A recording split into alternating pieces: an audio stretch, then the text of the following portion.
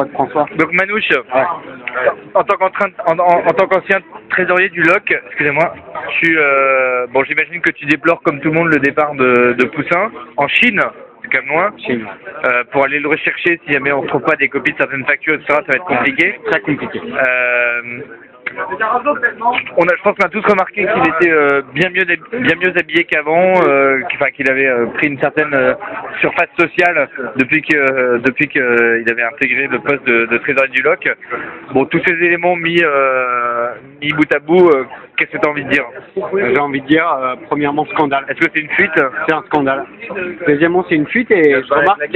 Il va probablement se barrer avec la caisse, mais je compte sur le comité des sages pour être vigilant là-dessus.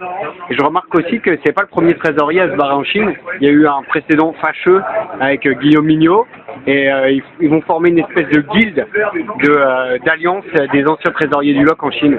Et est-ce que tu penses justement... ça pose vraiment un problème.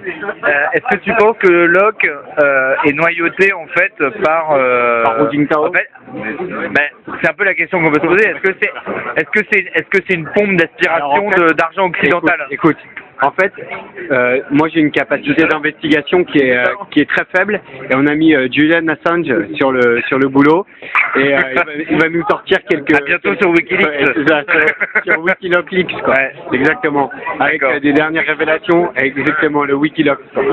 Non, mais on va avoir des révélations à mon avis assez croustillantes et à mon avis il y a Hu Jintao qui est pas très loin dans l'histoire. Je sais que le Parti communiste chinois a un gros besoin de financement en ce moment, que le LOC a des excédents de trésorerie grâce au travail exceptionnel qui ont été accomplis par les deux derniers trésoriers et que forcément ça attise les convoitises dans le pire du milieu, quoi. Et quand est-ce que tu penses est-ce que l'année prochaine ou celle d'après on paiera notre cotisation en yuan? Ouais, c'est possible, mais comme ils dévaluent leur monnaie à tout crin, je pense qu'on va y gagner en pouvoir d'achat, quoi. On va pouvoir se payer des nouveaux équipements, exactement comme Poussin, des nouvelles chaussures, des nouveaux shorts, une nouvelle bagnole, quoi. La totale, quoi. Merci.